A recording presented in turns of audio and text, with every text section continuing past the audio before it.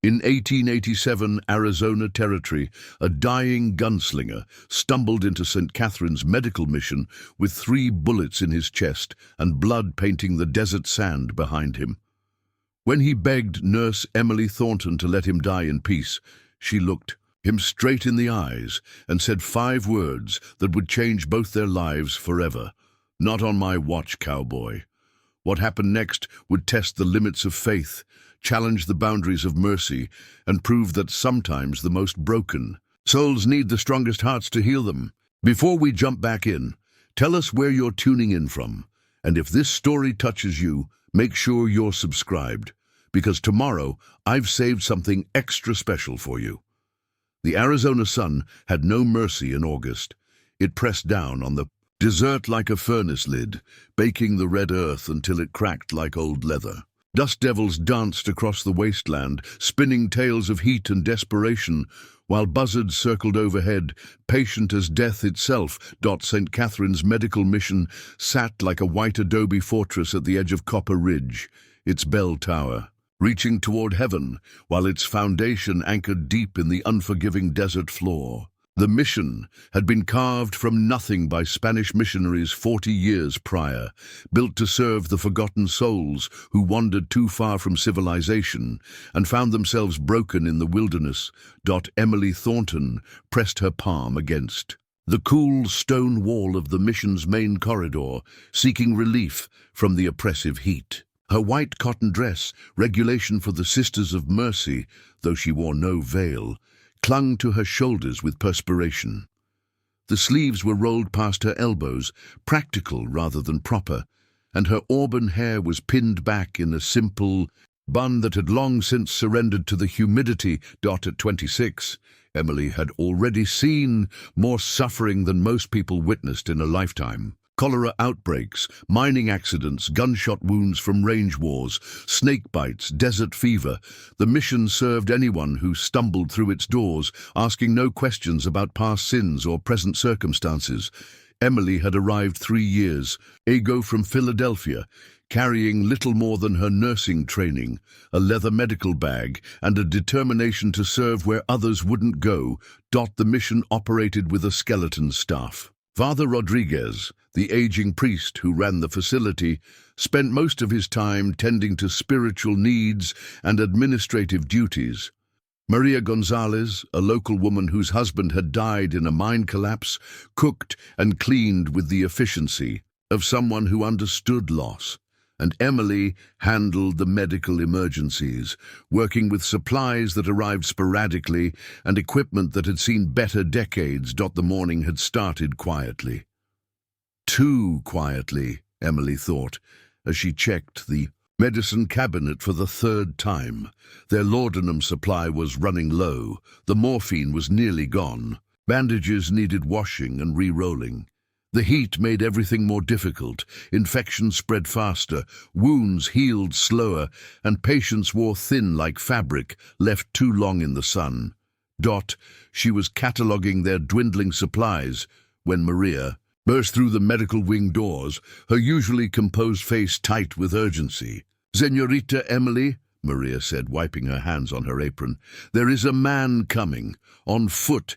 He is—" She paused, searching for words. "He is not walking well." Emily moved to the window that faced east toward the desert expanse.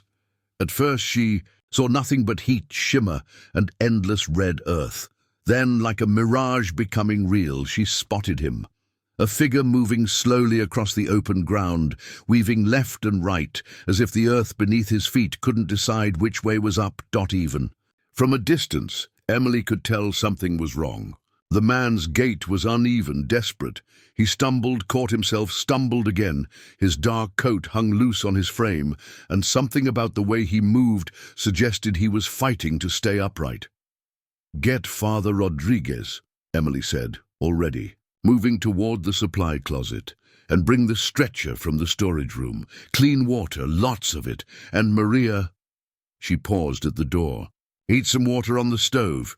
We're going to need it." Emily grabbed her medical bag and headed for the mission's front entrance. The heavy wooden doors opened onto a covered portico that provided some shade from the relentless sun. She stepped outside and felt the heat hit her like a physical force. The man was closer now, close enough for Emily to see the details that made her stomach tighten with professional concern. His shirt was dark with sweat and something else. Blood. Fresh blood that had soaked through the fabric and was painting a trail behind him in the dust. He was tall, broad-shouldered, with dark hair that hung past his collar and a face shadowed by several days' worth of beard. His clothes marked him as someone who'd seen trouble. A gun belt hung low on his hips, though the holster appeared empty. His boots were worn but well made, the kind that cost more than most men in this territory. Earned in a month. When he was 50 yards from the mission, he stumbled and went to one knee. Emily watched him struggle to rise, saw the way he pressed his left hand to his chest, saw the crimson that seeped between his fingers. She left the portico and walked toward him, her medical bag swinging at her side. The heat hit her immediately, but she ignored it. 20 yards from where he knelt, she called out, "Can you hear me?" The man's head lifted slowly.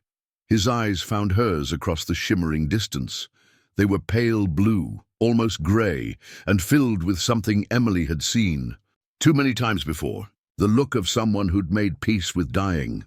"Don't," he said, his voice carrying despite the desert stillness. "Don't come closer." Emily kept walking.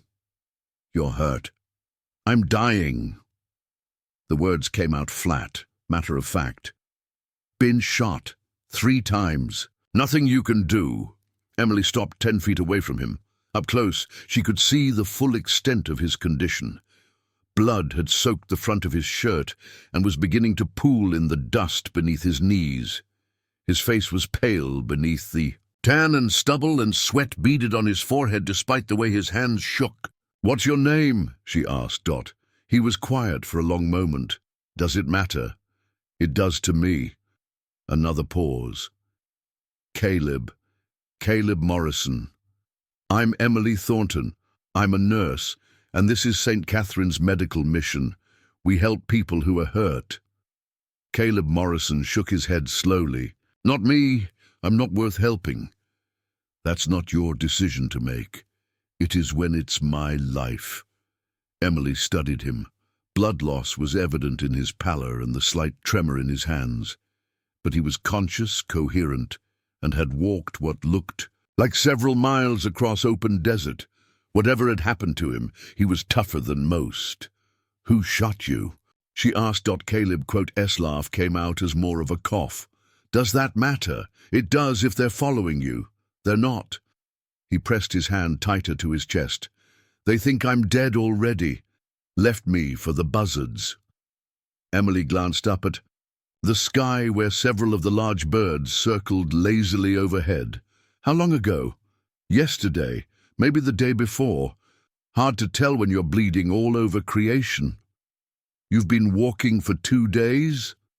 "Walking, crawling, falling down and getting back up." Caleb's voice was getting weaker. "Doesn't matter now. Just wanted to die somewhere with walls instead of out there with the vultures." Emily moved closer. "Let me see." "No."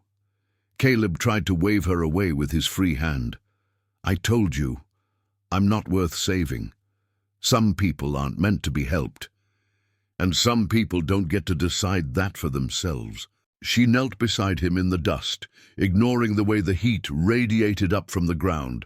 This close, she could smell the copper scent of blood, the salt of perspiration, and something else. Gunpowder. Old smoke, the smell of violence and hard living. "Let me look at the wounds," she said gently. Caleb met her eyes. "Why?" "Because it's what I do. Even for someone like me." Emily didn't ask what he meant by that. She'd learned long ago that everyone who stumbled into St. Catherine's carried secrets, and most of those secrets involved choices they wished they could unmake.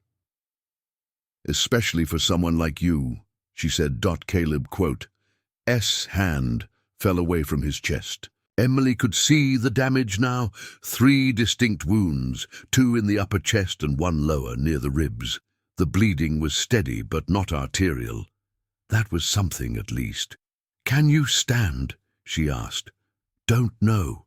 "Try." Emily put her arm around his waist and helped him to his feet. He was heavier than she'd expected, solid muscle, despite the blood loss. He leaned on her more than she'd anticipated, and for a moment she wondered if they'd both end up in the dust dot. But Caleb Morrison found his balance, straightened slightly, and took a step toward the mission.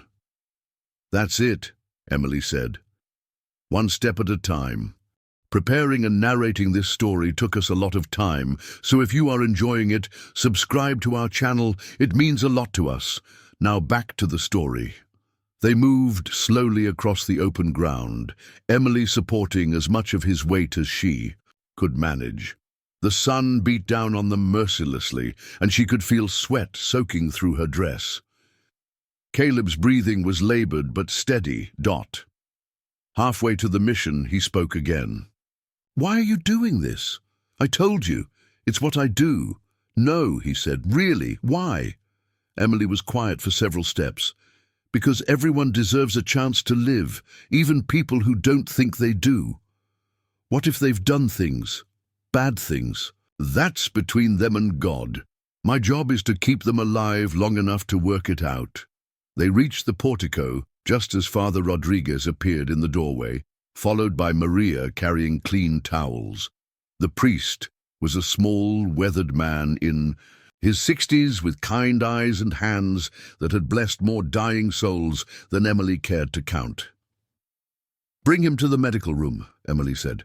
"Maria, I'll need that hot water now." They helped Caleb to the narrow bed in the mission's medical wing. The room was sparse but clean, with whitewashed walls, a single window, and basic equipment Emily had assembled over her 3 years at the mission.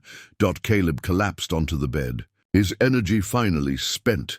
His breathing was shallow, rapid. Emily immediately began cutting away his shirt with surgical scissors, revealing the full extent of the damage. The wounds were worse than she'd initially thought. 2 bullets had entered the upper chest, 1 missing the heart by inches. The 3rd had caught him in the side, probably cracking a rib. But he was right about one thing. He should have been dead already. "Maria, bring me the morphine," Emily said as she cleaned around the wounds. "What's left of it?" "Don't," Caleb said weakly. "Save it for someone who matters."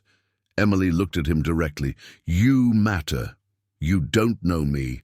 I know you walked 2 days across the desert with 3 bullet holes in you. I know you made it to the one place in 100 miles where someone might be able to help you. That tells me you're not ready to die, no matter what you say." Caleb closed his eyes. "Maybe I should be." Emily began cleaning the wounds with carbolic acid. Caleb flinched but didn't cry out. "What happened?" she asked. "Job went wrong, way wrong." "What kind of job?" Caleb was quiet for a long moment. When he spoke, his voice was barely above a whisper. "The kind that gets people killed." Emily continued working, probing gently for bullet fragments. "Are you going to tell me more than that?" "You don't want to know more than that. Try me." Caleb opened his eyes and looked at her. "I'm a killer, Miss Thornton. That's what I do. That's what I'm good at. Men pay me to solve problems with a gun, and I solve them." Emily didn't stop working. "And someone decided to solve their problem with you." Something like that. She found the first bullet, lodged against a rib but not deep enough to cause permanent damage. "This is going to hurt," she warned. "Can't hurt worse than it already does." Emily extracted the bullet with steady hands, dropping it into a metal pan with a soft clink. Caleb's hands gripped the sides of the narrow bed, but he didn't make a sound. "1 down," she said. 2 to go." "You should have let me die out there," Caleb said. Emily looked at him as she prepared for the second extraction. "Maybe, but I didn't. And now you're my responsibility whether you like it or not." "I don't like it." "Good thing it's not up to you." The second bullet was deeper, more complicated. Emily worked carefully, aware that one wrong move could cause massive bleeding. Caleb's breathing grew more labored, and she could see the strain in his face. "Tell me about yourself," she said as she worked, trying to keep him conscious and distracted. "Where are you from?" "Texas originally." "Family? Not anymore. What happened to them?" Caleb was quiet so long Emily thought he'd lost consciousness. Then, "I killed them." Emily's hand stilled for just a moment. "What do you mean?" "Not directly, but my choices got them killed just the same." Caleb's voice was getting weaker. "I had a wife, a daughter, 7 years old, sweet as honey and twice as bright." Emily resumed working, but more gently. "What were their names?" "Catherine, my wife. Our daughter was Lucy." Caleb's eyes closed. "Lucy loved wildflowers. Used to pick them every morning and put them in a jar by the kitchen window. What happened? I took a job. Should have been simple. Track down a horse thief, bring him back for trial. But the thief had friends, and those friends decided to send me a message." Caleb's breathing hitched. "They burned my house down with my family inside while I was gone." Emily found the second bullet and carefully extracted it. "I'm sorry. Don't be sorry for me. Be sorry for them. They deserved better than a husband and father who solve problems with a gun. That doesn't make it your fault. Don't make it not my fault either." Emily began working on the third wound, the one near his ribs. "How long ago?" 3 years. 3 years of hunting down the men who killed them. Found the last one 2 days ago. And he wasn't alone. His friends didn't much appreciate me putting bullets in their partner." Caleb's voice was fading. "Guess they figured the turnabout was fair play." Emily extracted the final bullet, relieved to see it had missed anything vital. "Well, their aim wasn't as good as yours, apparently." "Should have been. Would have been better for everyone." Emily began stitching the wounds closed with practiced efficiency. "Better for who?" "For you, for this place. I'm going to bring trouble here, Miss Thornton. Men like me always do." "Let me worry about trouble. You don't understand.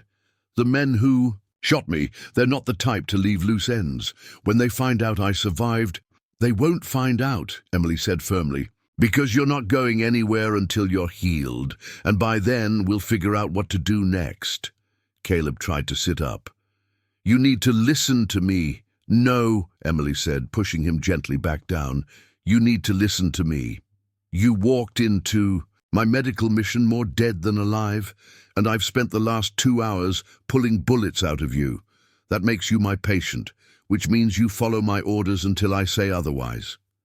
"And what are your orders?" Emily pulled a clean sheet up to his chest and stepped back to examine her work. "Rest, heal, try not to die on me after I went to all this trouble keeping you alive." Caleb's eyes closed. "What if I don't want to heal?" Emily looked down at him, this broken man who'd stumbled out of the desert carrying more pain than bullets. "Then you'll have to explain that to the little girl who used to pick wildflowers every morning, because I have a feeling she'd want her daddy to find a reason to keep living." For the first time since he'd walked into her mission, Caleb Morrison had no answer. Outside, the desert wind began to pick up, rattling the windows and whispering promises of the storm that was coming. The fever came with the sunset, creeping into Caleb Morrison's body like smoke through cracks in a wall. Emily had expected it. Gunshot wounds in the desert heat were breeding grounds for infection, but she hadn't expected the violence of it. Caleb thrashed on the narrow bed, his body burning despite the cool clothes Emily pressed to his forehead. His breathing came in short, sharp gasps, and he muttered words in his delirium that made Emily's blood run cold. "Behind the barn," he whispered, his voice raw. "They're behind the barn, Catherine. Take Lucy and run." Emily wrung out another cloth in the basin of cool water, her movements efficient despite the concern growing in her chest. She'd seen fever before, had nursed men and women through the worst of it, but there was something different about Caleb's struggle. It wasn't just his body fighting infection. It was his soul fighting memories. "Don't look back," he continued, his head turning restlessly on the pillow. "Whatever happens, don't look back." The mission was quiet around them. Father Rodriguez had retired to his quarters after evening prayers, and Maria had gone home to her own small adobe house at the edge of Copper Ridge. Emily worked alone in the amber light of 2 oil lamps, the silence broken only by Caleb's labored breathing and the occasional coyote call from the desert beyond. She quote D changed his bandages twice since sunset, checking for signs of infection. The wounds were clean, her stitching holding well, but his body temperature had climbed steadily as the hours passed. Now, well past midnight, he was burning with fever that made his skin hot to the touch. Emily mixed a dose of willow bark tea, one of the few remedies she had in adequate supply.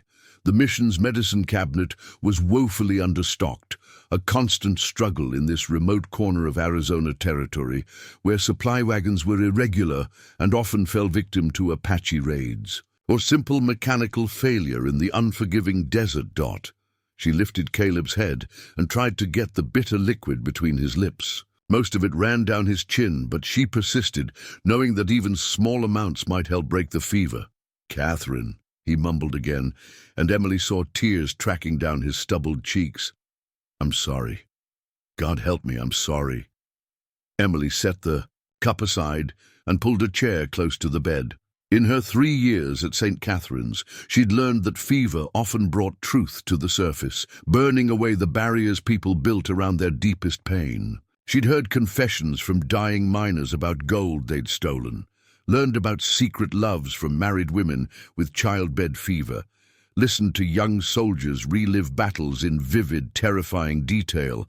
But Caleb Morrison's fever was different. His words painted pictures of violence and loss that went far deeper than the bullets she'd pulled from his chest. "They're screaming," he whispered, his hand gripping the sheet with desperate strength. "Lucy's screaming for her daddy, and I can't get to her. The fire's too hot, and I can't—" His words dissolved into a groan of anguish that seemed to come from somewhere deeper than physical pain. Emily reached out and took his hand, feeling the fever heat radiating through his skin. "It's not real," she said quietly. "You're safe. The fire is just fever. Your daughter isn't screaming." Caleb's eyes opened, but Emily could tell he wasn't really seeing her. His pupils were dilated, unfocused, lost in some internal landscape of memory and guilt. "She had yellow hair," he said, his voice suddenly clear and conversational, as if he were describing the weather. "Like her mother, used to braid it with little blue ribbons every Sunday for church. Said it made her feel like a princess." Emily continued, holding his hand, letting him talk through the fever dreams. 7 years old and smart as a whip. Could read better than most grown folks in town, always asking questions. "Daddy, why is the sky blue? Daddy, where do the stars go in the daytime?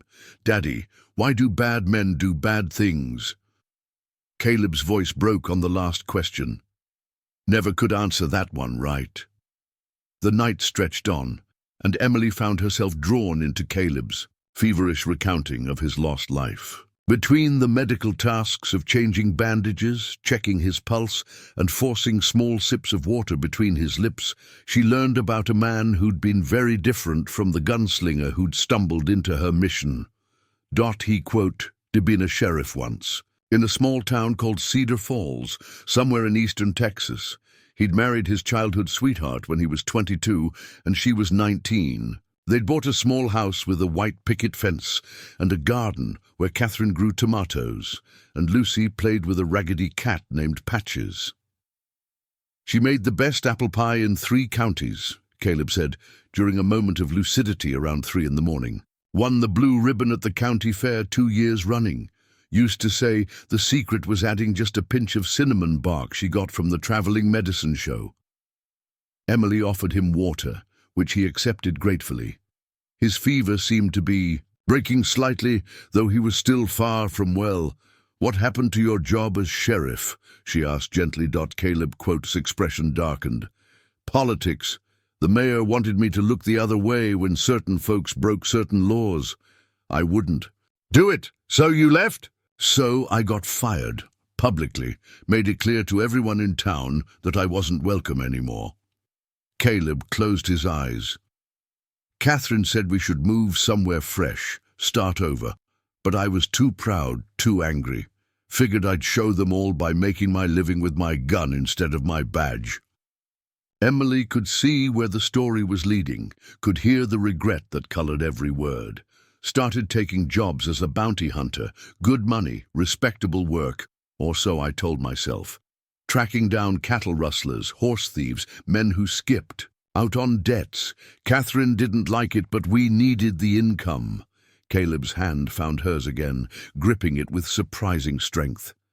The job that killed them was supposed to be simple. A horse thief named Bill Garrett had stolen a prize stallion from a rancher up in Dallas, $500 reward for bringing him back alive.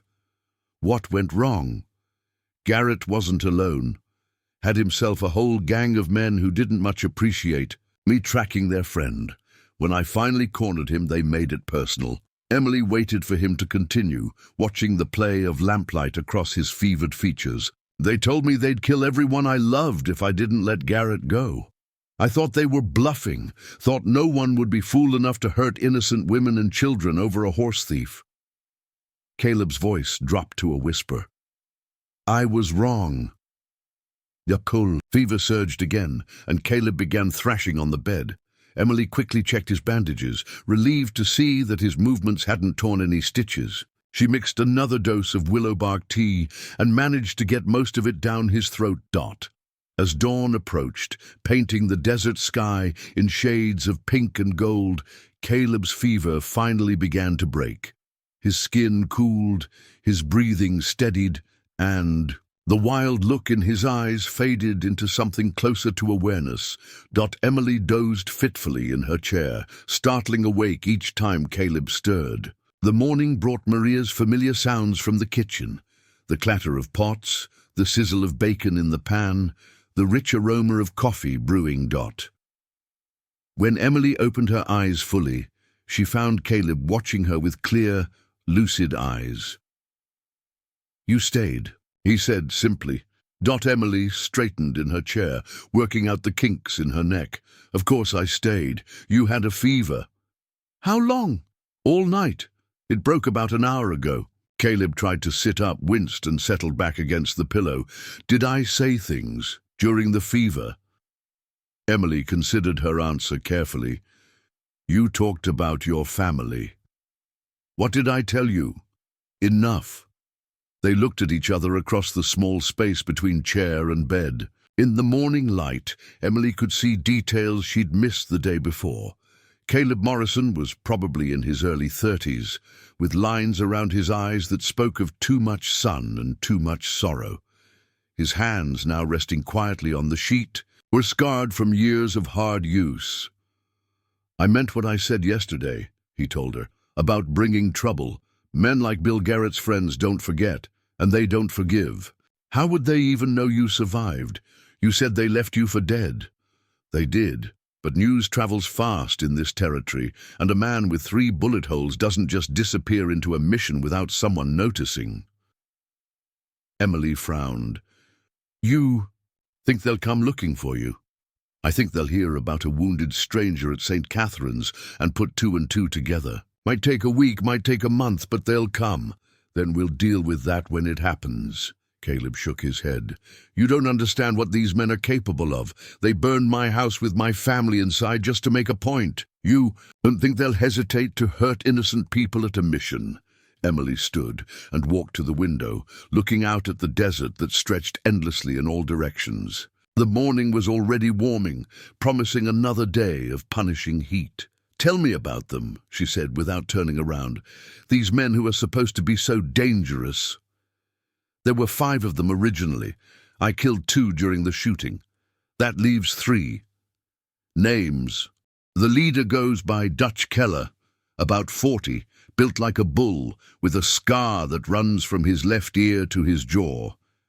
Got it in a knife fight in El Paso, or so the story goes. Emily turned back toward the bed. And the others?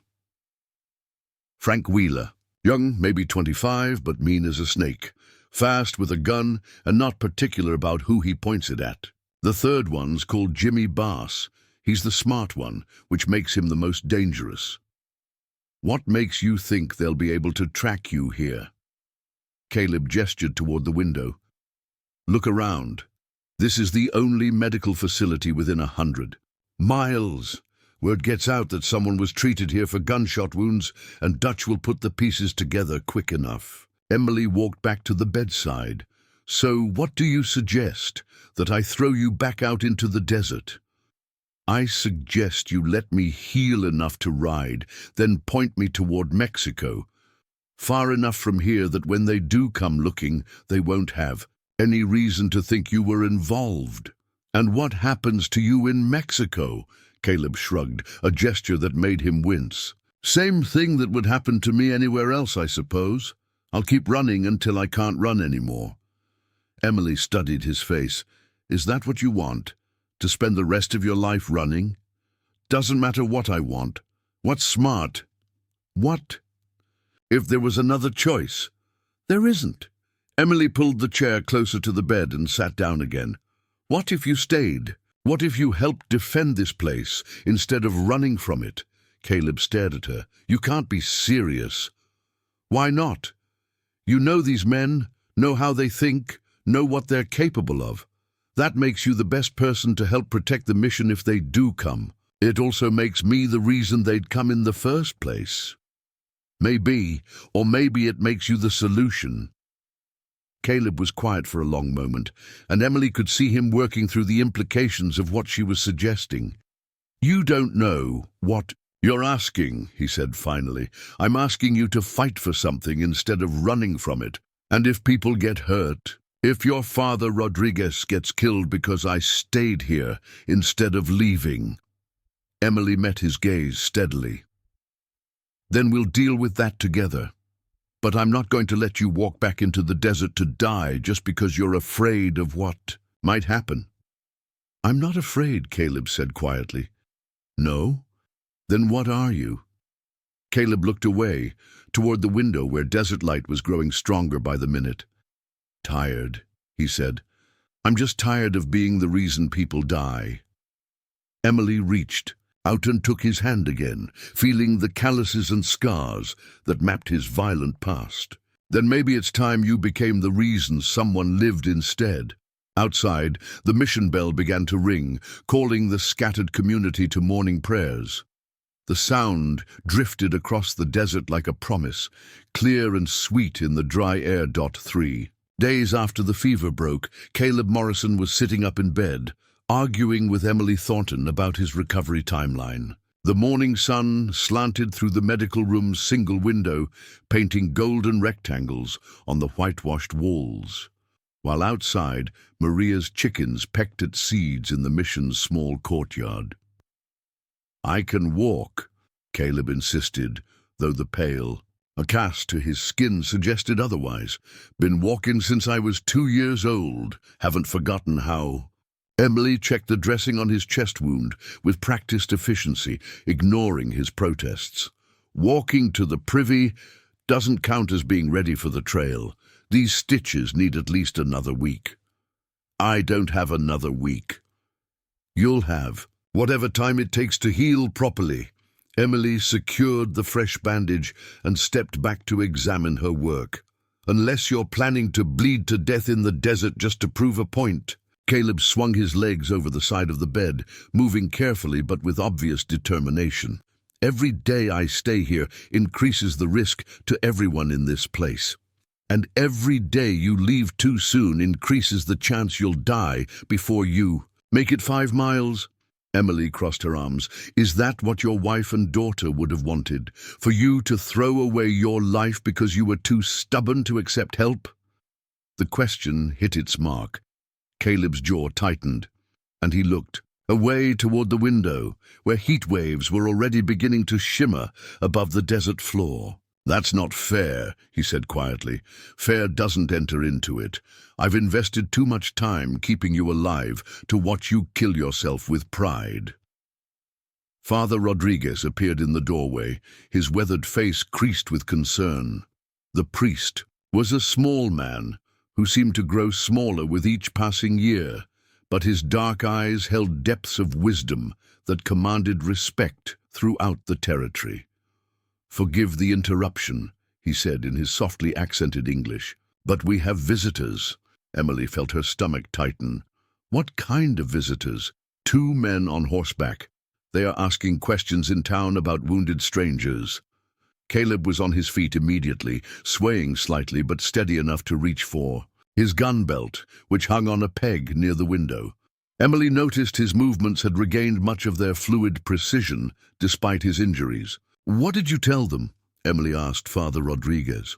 "Nothing, of course, but Maria's nephew Eduardo was in town when they arrived. He came to warn us." Caleb buckled his gun belt around his waist, checking the loads in his Colt .45 with the automatic movements of long practice. "How far out are they?" "Eduardo says they were at the saloon an hour ago. If they ride directly here—" Father Rodriguez consulted a pocket watch. "Perhaps 30 minutes. Emily moved to the medical cabinet and began pulling supplies: laudanum, carbolic acid, bandages. If there was going to be trouble, someone was likely to need medical attention before it was over. "You need to get everyone out of here," Caleb said, his voice taking on the hard edge of a man accustomed to violence. "Send Father Rodriguez and Maria to town, lock up the mission, and make it look abandoned." "This is our home," Father Rodriguez said quietly. "We do not abandon our home." "Your home won't matter if you're dead." Emily slammed the medical cabinet closed and turned to face both men. "Nobody's dying today if I can help it. But we need a plan that doesn't involve running away." Caleb stared at her. "You can't be serious about trying to defend this place. These aren't reasonable men, Emily. They're killers. So are you, apparently. That should even the odds somewhat. It's 3 against 1, and they're not wounded." Emily walked to a cabinet near the door and withdrew a Winchester rifle, checking its action with movements that spoke of familiarity. 3 against 3. I know how to shoot. This isn't a church social, Emily. These men will kill you without blinking. Then I suppose I'll have to shoot first. Father Rodriguez stepped forward, his small frame somehow commanding despite its lack of physical presence. "Perhaps there is another way. Violence begets violence, as we have seen too often in this territory." Caleb shook his head. "Not with Dutch Keller. He's past talking. All men are capable of redemption," the priest said gently. "Tell that to my wife and daughter." The sound of approaching horses drifted through the window, still distant, but growing closer. Emily checked her rifle again, then moved to position herself near the window where she could see the mission's entrance. "Father, I need you to stay with the wounded and keep your head down," she said. "If shooting starts, get behind the altar in the chapel. Those stone walls are thick." "And Maria?" Father Rodriguez asked. "She's at home. She'll be safe there." Caleb moved to the opposite window, favoring his injured side but moving with the careful precision of a professional gunfighter. "Emily, you need to understand something. Once this starts, it doesn't stop until someone's dead. Are you prepared for that?" Emily met his gaze across the small room. In the 3 days since his fever broke, she'd seen glimpses of the man he'd been before grief and violence had carved him into something harder. But now, with danger approaching, she was seeing the gunslinger who'd survived long enough to walk out of the desert with 3 bullets in him. "Are you?" she asked. Caleb Quota's smile was thin and without humor. "I've been preparing for that for 3 years." The horses were closer now, their hoofbeats clear in the desert air. Emily counted 2 sets, just as Eduardo had reported. She moved away from the window and positioned herself behind the medical room's heavy wooden door, rifle ready. "What's the plan?" she whispered. Caleb checked the loads in his gun one more time. Let them come to us. This building is defensible, and they don't know the layout. If we can keep them outside, and if they decide to burn us out, then we go out shooting. The hoofbeats stopped just outside the mission's main entrance. Emily heard the creak of leather as men dismounted, the jingle of spurs on stone as they approached the heavy wooden doors. A voice called out, rough and carrying, the authority of someone accustomed to being obeyed. "Hello, the mission. We're looking for information about a wounded man." Father Rodriguez looked at Emily, who shook her head slightly. The priest cleared his throat and called back, "The mission is always open to travelers seeking aid." "We're not seeking aid, Padre. We're seeking a friend of ours who might have come this way. Tall fellow, dark hair, 3 bullet holes in him. Answers to the name of Morrison." Caleb's expression went cold. Through the window, Emily could see 2 men standing in the mission's courtyard. The larger one matched Caleb's description of Dutch Keller, broad-shouldered, thick-necked, with a livid scar running from his left ear to his jaw. The second man was younger, leaner, with the nervous energy of someone always ready for violence. "I am afraid I cannot help you," Father Rodriguez called out. "We treat many wounded travelers. The privacy of our patients is sacred." Dutch Keller's laugh was harsh. "Sacred, huh? Let's see how sacred it is when we come in and look for ourselves." Emily heard the scrape of boots on stone as the 2 men approached the main doors. Her heart hammered against her ribs, but her hands remained steady on the rifle dot. The doors swung open with a groan of old hinges. Dutch Keller stepped into the mission's main hall, his partner close behind. Both men had their hands near their guns but hadn't drawn yet. "Afternoon, Padre," Dutch said, tipping his hat mockingly. "Nice quiet place you got here. Real peaceful." "Peace is what we strive for," Father Rodriguez replied calmly. "Yeah, well, sometimes peace gets disturbed by rats hiding where they don't belong." Dutch's eyes swept the main hall, taking in the simple wooden pews, the altar with its carved crucifix, the doors leading to other parts of the mission. "Where do you keep the sick folks, Padre?" "Our medical facilities are private." "Not anymore." "They ain't." Dutch started toward the medical wing, his partner following. Emily pressed herself against the wall behind the door, rifle ready. Through the crack between door and frame, she could see Caleb positioned near the far window, gun drawn but held low and out of sight. Dot. The doorknob turned. Emily held her breath. Dutch Keller stepped into the medical room, his scarred face scanning the small space. His eyes found the rumpled bed, the medical supplies on the cabinet, the basin of water Emily had been using to clean Caleb's wounds. "Well, well," he said softly, "looks like someone's been playing doctor in here." His partner crowded in behind him. "Think it was Morrison? Blood on the sheets says somebody was hurt badly. Question is, where?" Caleb stepped into view, his Colt, .45 level and aimed directly at Dutch Keller's chest. "The question is, whether you're smart enough to walk away." The Dutch didn't seem surprised to see him. If anything, he looked pleased. "Caleb Morrison. Heard you were dead." "Heard wrong. Appears so, though that can be fixed easily enough." The tension in the small room was thick enough to cut. Emily remained motionless behind the door, knowing that any movement might trigger the violence that hung in the air like smoke. "You killed my family," Caleb said, his voice deadly quiet. "Business is business, Morrison. You should have let Bill Garrett walk when we told you to." "A horse thief.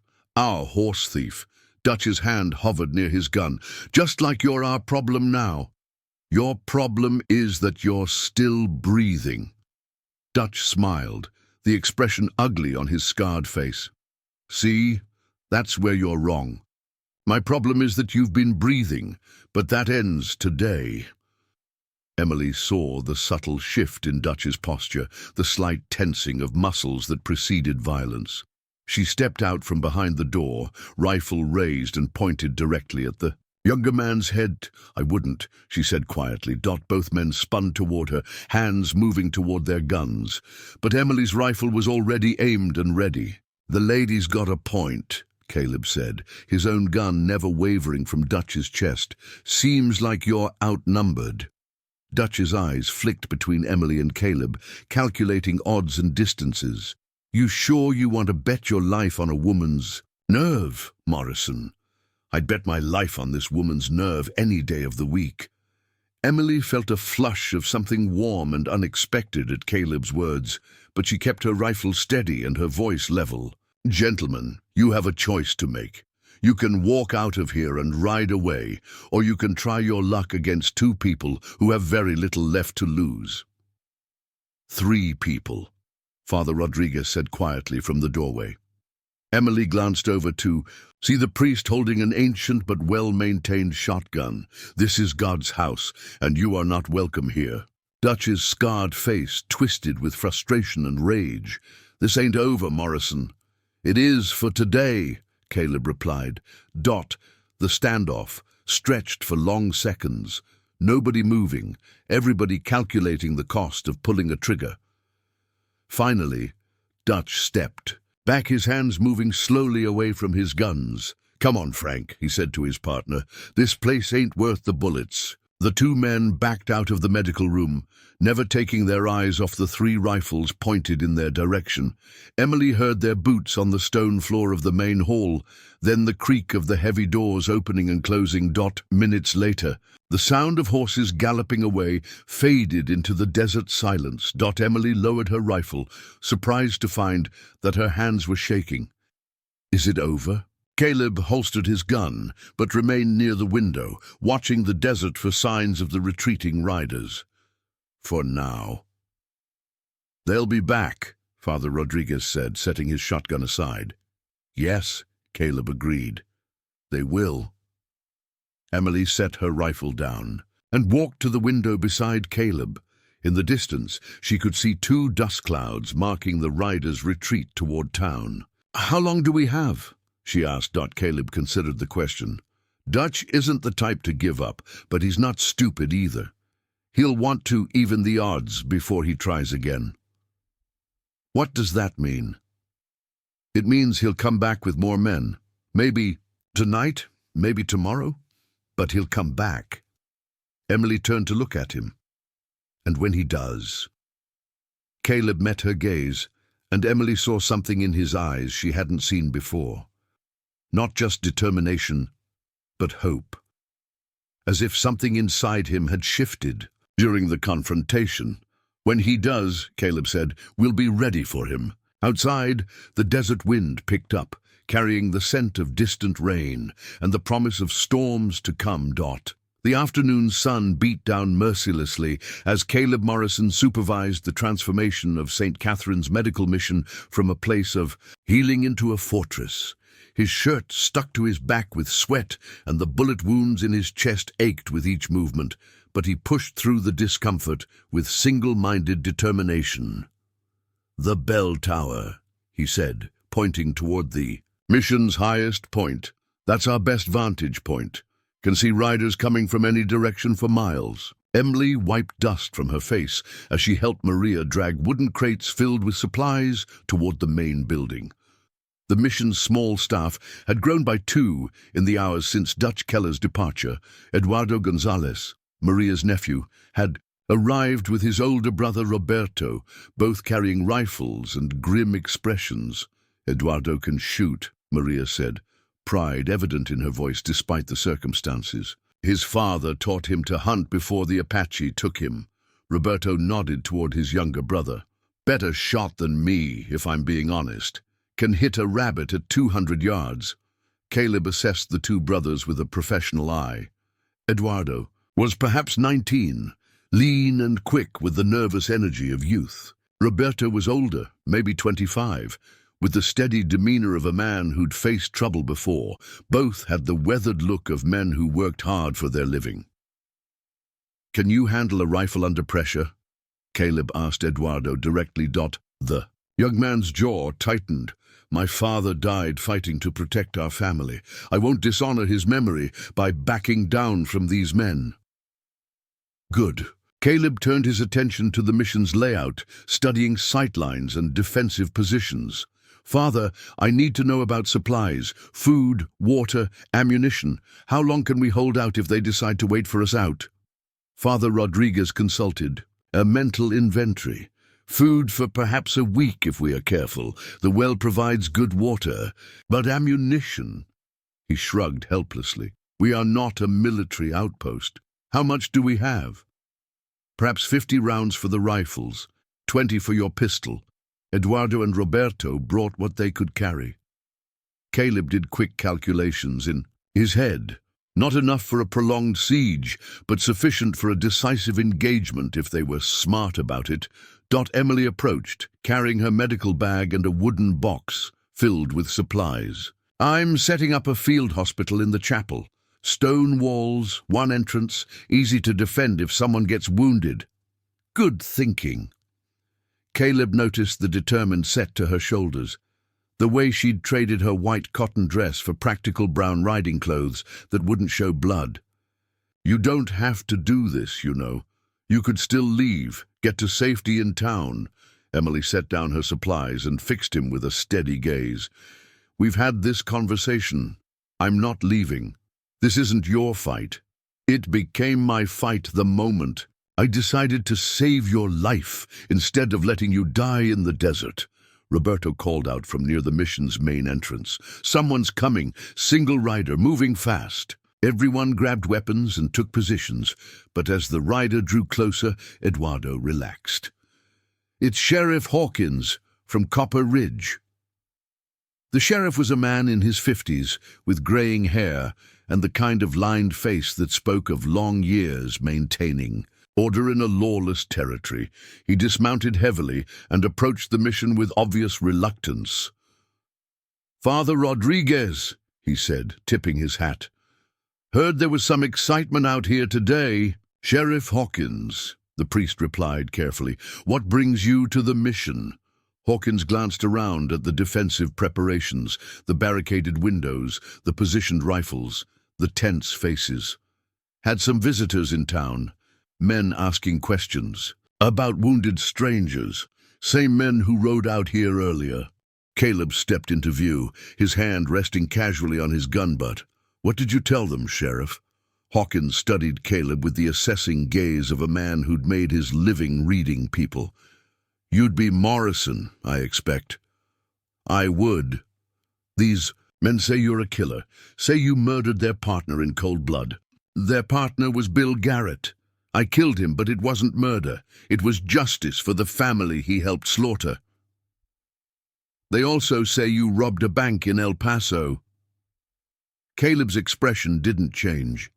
"They're liars." Sheriff Hawkins was quiet for a moment, studying the faces around him. Emily could see him weighing options, calculating risks and responsibilities. "I've been a sheriff in this territory for 12 years, he said finally. "Seen a lot of men like Dutch Keller come and go. None of them ever brought anything but trouble."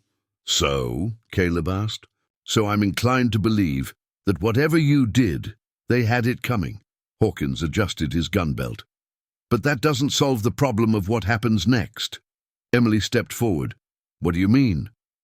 "I mean Dutch Keller rode into town with his partner and started recruiting. Offered $50 to any man willing to ride out here with guns. Found 3 takers so far, with more thinking about it." Caleb cursed under his breath. "That changes things. 5 men instead of 2. "Maybe more by morning," Hawkins added. "Word is spreading that there's easy money to be made." Father Rodriguez looked troubled. "Surely the law is one." "Aging sheriff with a deputy who's barely old enough to shave," Hawkins said bluntly, "against 5 or 6 armed men. I can try to keep them in town, but if they decide to ride out here, there's not much I can do to stop them." Emily felt the weight of the situation settling over them, like desert dust. What had seemed like a manageable confrontation was becoming something much larger and more dangerous. There is another option, Sheriff Hawkins said quietly. I'm listening. Caleb replied, you could come with me, turn yourself in, let the law sort out the truth from the lies, might keep the mission out of it, and end up dead in a cell before morning, Caleb said flatly. The Dutch have money, and money talks loud in frontier towns. Hawkins didn't deny it. Maybe, but it would protect these people. Emily stepped closer to Caleb. No one's turning. Anyone in, this is our home and we have a right to defend it. Ma'am, with respect, you don't know what you're up against. These aren't ordinary outlaws. Dutch Keller's gang has killed more people than smallpox. Then maybe it's time someone stood up to them, Emily said firmly. Sheriff Hawkins studied her face, then looked around at the others. Eduardo and Roberto stood ready with their rifles. Maria held a shotgun with the confidence of someone who knew how to use it. Father Rodriguez had his ancient weapon within easy reach. You're all crazy, he said, but there was admiration in his voice. But maybe crazy is what it takes sometimes. Will you help us? Emily asked. Hawkins considered the question for a long moment. I can't officially take sides, but I might be able to slow them down some, give you time to prepare. How? There's a bridge about 5 miles east of here, the only good way to approach the mission with horses. If something were to happen to that bridge. Caleb smiled for the first time since the confrontation. Something like what?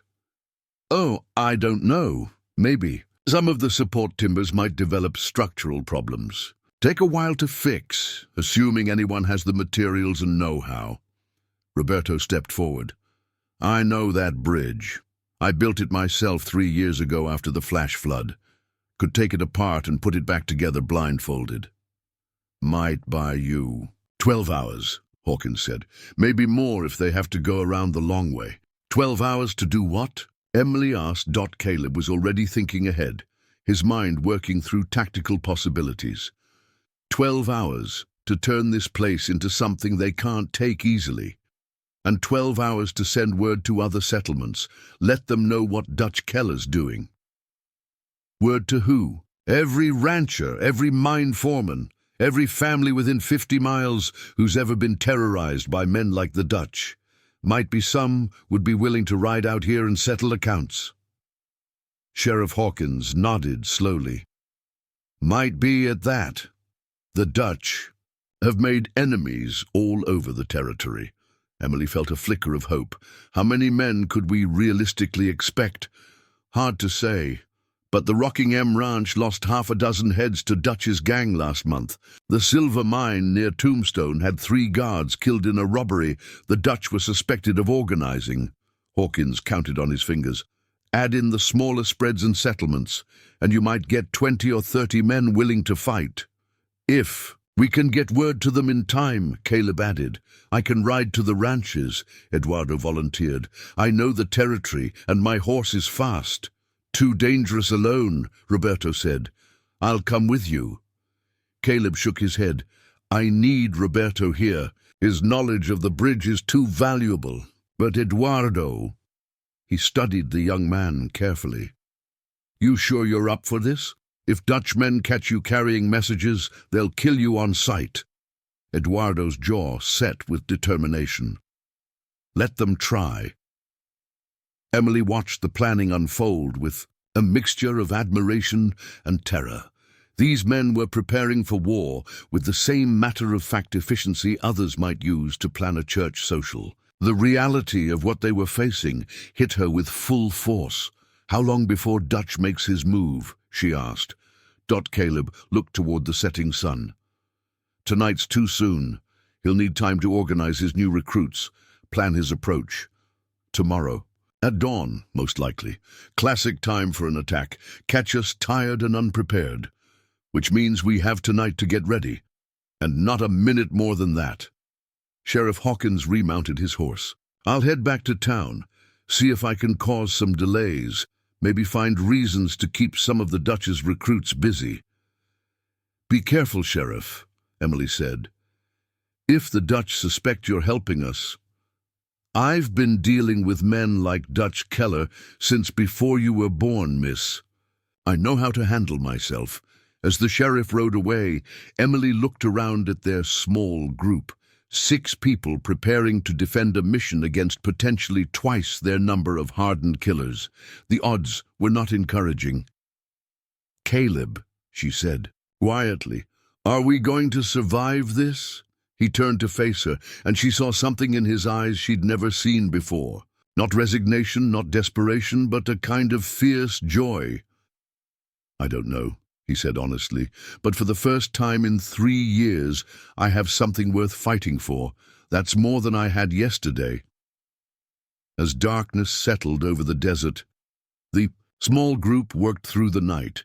They reinforced windows, positioned ammunition, and turned a place of healing into a fortress. And in the quiet moments between preparations, Emily found herself stealing glances at the man who'd stumbled into her mission, asking to die, and who now stood ready to fight for the lives of people he'd known for less than a week. Whatever tomorrow brought, she knew they'd face it together. Dawn came pale and quiet over the Arizona desert, painting the eastern sky in shades of copper and gold that matched the ancient stone of St. Catherine's mission. Emily Thornton stood in the bell tower, her rifle ready, watching the horizon for signs of movement. The night had passed without sleep for any of them, filled with final preparations and the tense anticipation that comes before violence. Below her in the courtyard, Caleb Morrison checked the barricades one final time. His movements were careful, but determined, the bullet wounds in his chest still tender but no longer slowing him down. The past week of recovery had transformed him from a dying man into something harder, more focused. Emily had watched the change with a mixture of admiration and concern. "Anything?" Roberto called up from his position near the main gate. "Nothing yet," Emily replied, "but they'll come." Eduardo had returned just before midnight with news that sent ripples of hope through their small group. The Rocking M Ranch was sending 8 men. The silver mine near Tombstone had promised 6 more. Several smaller spreads had pledged what riders they could spare. If they came in time, the defenders would outnumber Dutch Keller's gang 2-1. If they came in time, Maria emerged from the chapel carrying a pot of coffee and tin cups, her face showing the strain of the long night. "Drink," she said simply, offering the steaming brew to Emily. "You will need strength for what comes." Emily accepted the coffee gratefully, feeling its warmth spread through her tired body. "How is Father Rodriguez?" "Praying," Maria said with a slight smile. "He says God will protect the righteous. Let's hope God has good aim with a rifle." The sound of hoofbeats drifted across the desert air, still distant but unmistakable. Emily raised her field glasses and scanned the eastern horizon. Dust clouds were rising in the morning light, marking the approach of multiple riders. "They're coming," she called down. "Multiple groups, approaching from different directions." Caleb appeared at the base of the tower. "How many?" Emily adjusted the focus on her glasses, counting the separate dust trails. "Hard to tell exactly. At least 3 groups, maybe 4. Could be our reinforcements. Or the Dutch split his forces to attack from multiple angles." The tension in the courtyard was thick enough to cut with a knife. Everyone had taken their assigned positions, Roberto at the main gate, Eduardo in the loft of the supply building, Father Rodriguez covering the chapel entrance, Maria positioned to move between defenders with ammunition and medical supplies. 20 minutes passed before the first group of riders came into clear view. Emily felt her heart sink as she recognized Dutch Keller's massive frame in the lead, followed by at least 7 other men. They approached slowly, confidently, like predators who knew their prey had nowhere to run. "It's Dutch," she called down. 8 riders, maybe more behind the ridge. Caleb's voice carried clearly in the desert air. "Let them come close. Don't fire until I give the word." The gang stopped just outside rifle range, close enough for Emily to see Dutch Keller's scarred face through her field glasses. He sat his horse with the casual arrogance of a man who'd never met opposition he couldn't crush or buy. Beside him, Frank Wheeler fidgeted with his reins, eager for violence. The other men were a mixed lot. Hired guns, drifters, men who'd signed on for easy money and found themselves facing a fortress. Dutch cupped his hands around his mouth and called out, "Morrison, I know you're in there. Time to finish what we started." Caleb stepped into view near the mission's front entrance, his rifle held casually but ready. "I'm here, Dutch. Come and get me." "Don't have to. Got all day to wait for you out, and I brought plenty of friends." Dutch gestured toward his men. "You got maybe 6 people in there. I got 8 right here and more coming." As if summoned by his words, another group of riders appeared from behind the ridge to the south. Emily counted 5 more men, all armed and ready for trouble. 13 now, she called down to Caleb. But even as the odds worsened, Emily spotted something else through her field glasses, dust clouds approaching from the west and north. The reinforcements Eduardo had promised were finally arriving. "Wait," she said, adjusting her view. "We've got friendly riders coming in from the west. Looks like 8, maybe 10 men." A cheer went up from the courtyard below. Roberto pumped his fist in the air. The rocking M-boys, the approaching reinforcements, spread out as they neared the mission, taking positions on the flanks of Dutch's gang. What had seemed like an overwhelming advantage was suddenly looking much more even. Dutch Keller's confident demeanor faltered as he found himself surrounded. He wheeled his horse around, taking in the new arrivals with growing alarm. "Looks like the party got bigger, Dutch," called out a voice from the western group. Emily recognized Tom Bradley, foreman of the Rocking M Ranch. "Heard you were looking for a fight." "This is between me and Morrison," the Dutch shouted back. "Not anymore." Another voice joined the chorus, Pete Hawthorne from the silver mine. "You boys have caused enough trouble in this territory." Emily watched the standoff develop below, her finger resting lightly on her rifle's trigger. The arrival of reinforcements had changed the tactical situation dramatically, but it had also raised the stakes. What might have been a quick, decisive battle was now shaping up to be a larger conflict with the potential for massive bloodshed. More riders appeared. The final groups of reinforcements Eduardo had contacted. By Emily's count, they now had nearly 30 men surrounding Dutch's gang, which had grown to 15 with late arrivals. The Dutch seemed to realize his precarious position. He called out again, his voice carrying a note of desperation. "All right, Morrison? You want to talk terms?" Caleb stepped farther into view, his rifle trained on Dutch's chest. "The only terms I'm offering are these. You and your men ride out of this territory and never come back. Do that, and I'll let you live. And if we don't, then you'll join Bill Garrett in hell."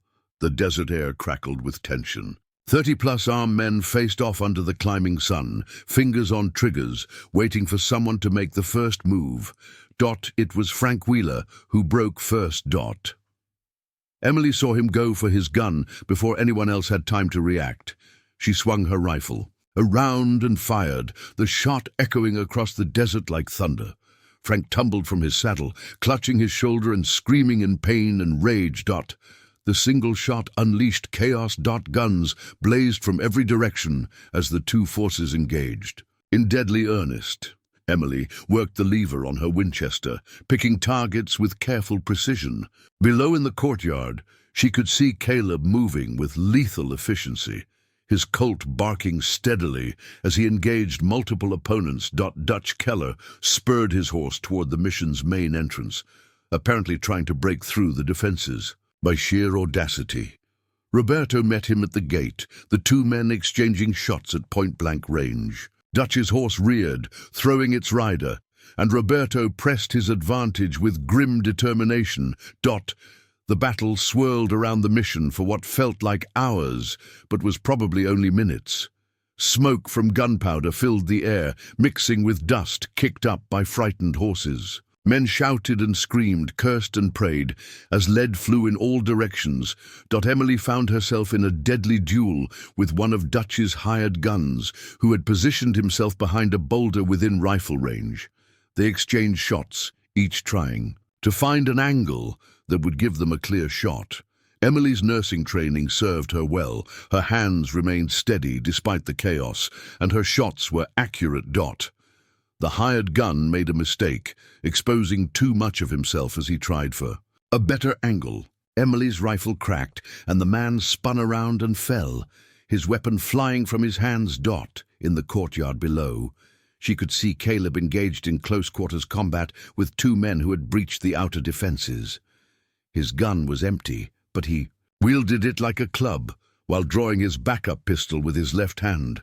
The man who had walked into her mission, asking to die, was now fighting with the fury of someone who had found a reason to live. Father Rodriguez appeared at the chapel entrance, his ancient shotgun booming as he provided covering fire for Maria, who was dragging a wounded defender to safety. The old priest moved with surprising agility, reloading and firing with the practiced ease of a man who had defended his faith before. Eduardo, quote, S rifle spoke steadily from the supply building loft, each shot carefully aimed and devastatingly effective. His father would have been proud. The young man was proving himself a warrior worthy of his bloodline. The tide of battle began to turn as the superior numbers and positioning of the defenders took their toll. The Dutch hired guns, faced with determined resistance and withering fire from multiple directions, began to break and run. What had started as easy money was turning into a massacre. Emily watched Dutch Keller himself break cover and sprint toward a horse whose rider had fallen.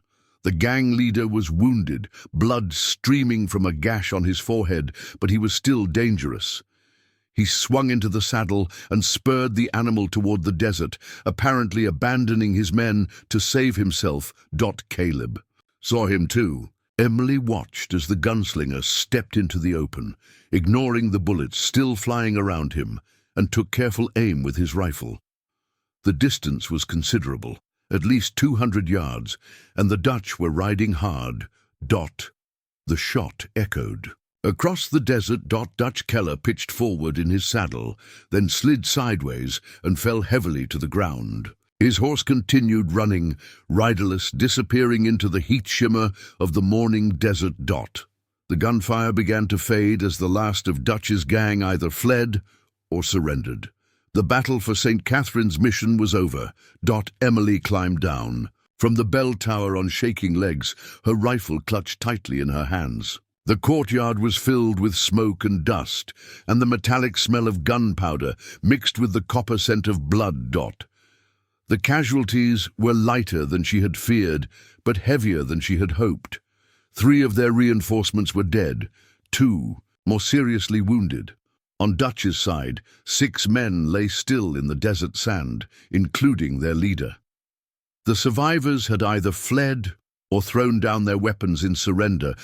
Emily found Caleb near the main gate, reloading his pistol with mechanical precision. Blood seeped through his shirt, where his old wounds had reopened during the fighting, but he was alive and whole. "It's over," she said. Caleb looked up at her, his eyes still hard with battle fury, but beginning to soften. "This part is..." Emily helped him to a bench near the chapel entrance. "What do you mean?" "Word will spread about what happened here. Other gangs, other killers like the Dutch, they'll think twice before terrorizing peaceful folks in this territory." Caleb winced as Emily began examining his reopened wounds. "Sometimes you have to make a stand to show people it can be done." Maria appeared with her medical supplies, and Emily began the familiar routine of cleaning and bandaging wounds. But this time felt different. This time, she wasn't just keeping someone alive, she was helping heal a man who had found his purpose again. Tom Bradley approached, hat in hand. Morrison, I want to thank you. Dutch gangs have been a plague on this territory for too long. Thank all of us, Caleb replied. Couldn't have done it alone. Pete Hawthorne nodded his agreement. If you ever need anything, supplies, men, whatever, you just send word. Emily listened to the thanks and promises of support, feeling something shift inside her chest. The mission had always been a place of healing, but today it had become something more, a symbol of what ordinary people could accomplish when they stood together against evil. Father Rodriguez emerged from the chapel, his shotgun broken open and draped across his arm. His cassock was dirty and torn, but his eyes shone with quiet satisfaction. The wicked flee when no man pursueth, he said quietly, but the righteous are bold as a lion. As the sun climbed higher and the desert heat began to build, the defenders and their allies began the somber task of burying the dead and tending the wounded. The battle was over, but Emily knew the real work was just beginning. The work of rebuilding, of healing, of learning to live with the knowledge that sometimes violence was the only answer to violence. But they survived. More than that, they had won. And in winning, they had proved that even in the harshest, most unforgiving places on earth, good people could still make a stand against the darkness.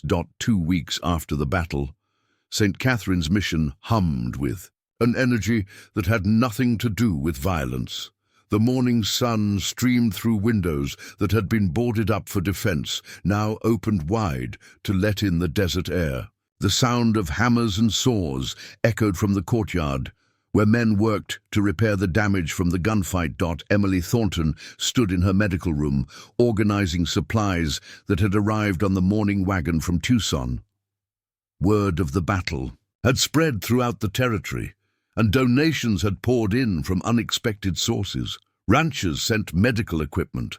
Mining companies contributed lumber for repairs. Even the territorial governor had dispatched an official letter of commendation, along with a modest financial grant. But it wasn't the recognition that warmed Emily's heart, as she arranged bottles of laudanum and rolls of fresh bandages.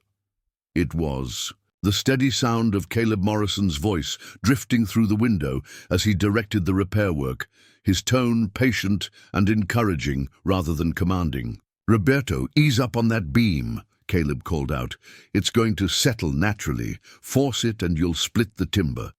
Emily smiled as she listened to him work with the Gonzalez brothers and several volunteers who had stayed on after the battle. The man who had stumbled into her mission begging to die had become something entirely different. A leader, a protector, someone who thought about tomorrow instead of dwelling on yesterday. The transformation hadn't been instant. The first few days after the gunfight had been difficult, filled with nightmares and moments when the weight of everything he'd lost seemed to press down on him like desert heat. But gradually, Emily had watched him find purpose in helping rebuild what the violence had damaged. Maria appeared in the doorway, carrying a basket of fresh tortillas and a pot of coffee. "The men are hungry," she announced, "and you need to eat too, Señorita Emily. You work too hard." Emily realized she'd been so absorbed in her organizing that she'd forgotten about breakfast entirely. "Thank you, Maria. How are the new patients? Settling in?" 3 men wounded in the battle had chosen to remain at the mission during their recovery rather than travel to larger towns. 2 were members of the Rockingham crew who'd been caught by Dutch Keller's crossfire. The third was Jimmy Bass, the surviving member of Dutch's gang who'd thrown down his weapons when the tide of battle turned. "Jimmy is asking for you," Maria said with a slight frown.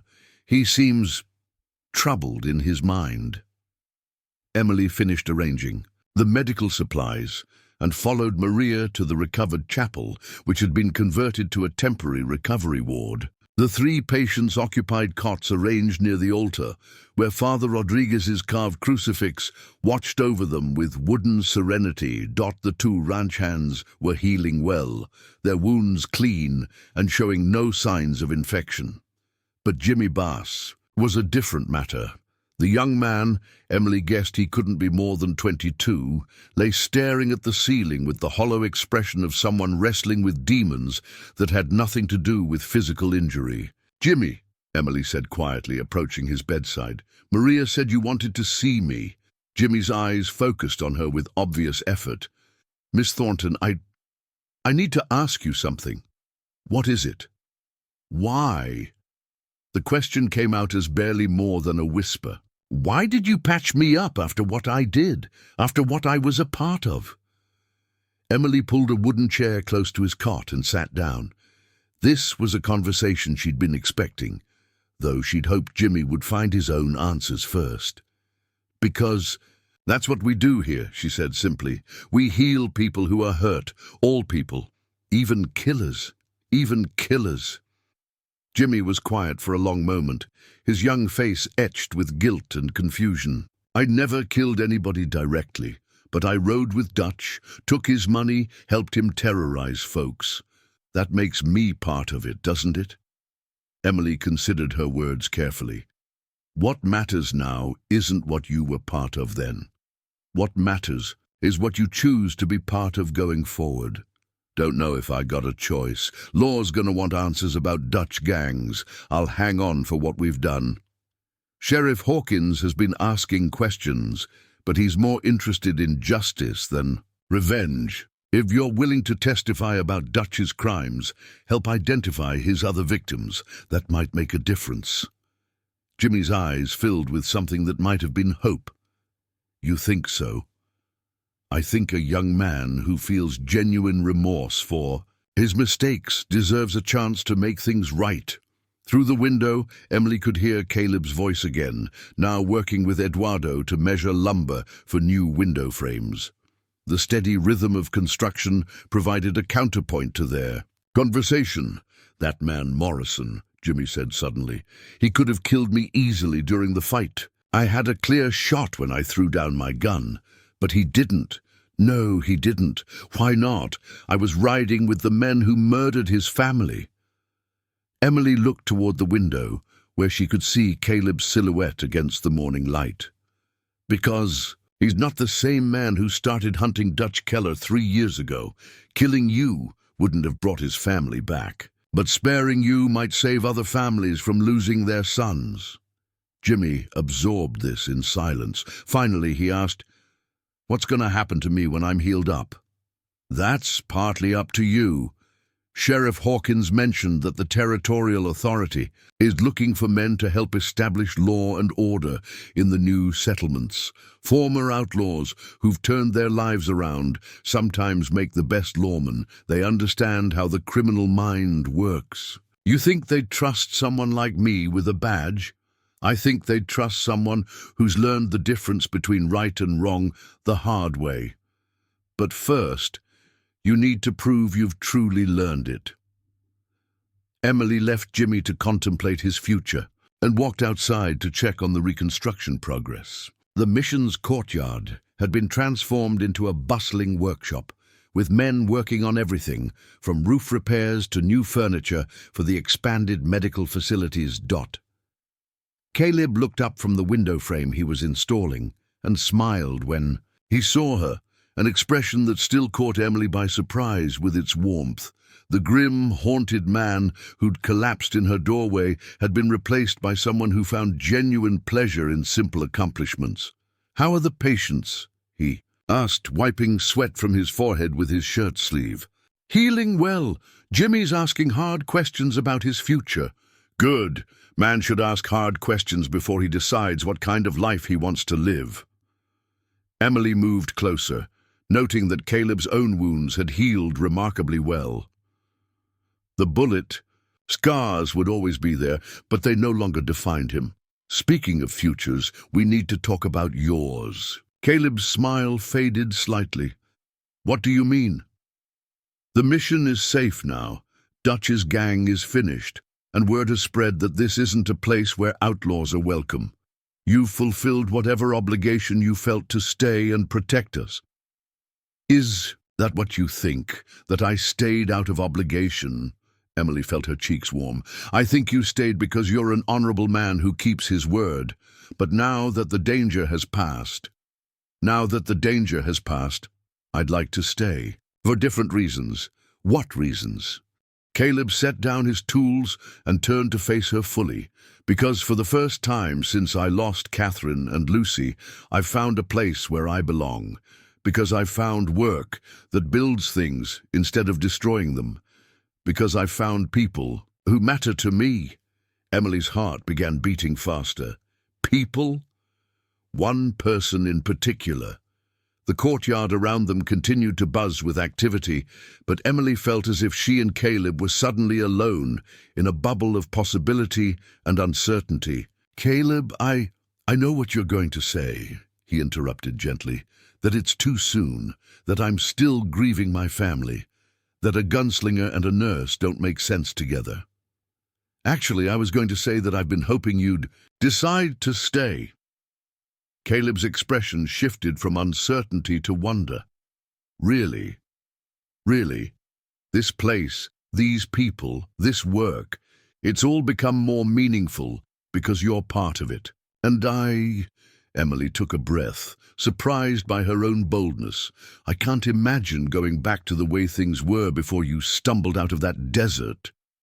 Eduardo's voice interrupted them from across the courtyard. "Miss Emily, someone's coming. Fancy carriage with an escort."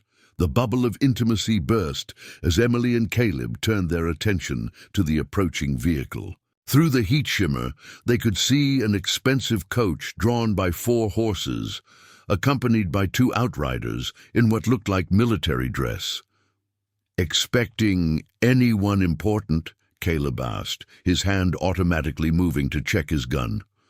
"Not that I know of." The carriage drew closer, its brass fittings gleaming in the desert sun. Emily could make out a territorial seal on the door and uniformed men with official bearing. Whatever this was, it was important enough to bring territorial authorities. All the way out to St. Catherine's Mission. The carriage stopped in front of the mission, and one of the outriders dismounted to open the door. A distinguished man in his 50s stepped out, dressed in a fine wool suit despite the desert heat. He looked around the courtyard with obvious interest, taking in the reconstruction work and the armed men who had quietly positioned themselves.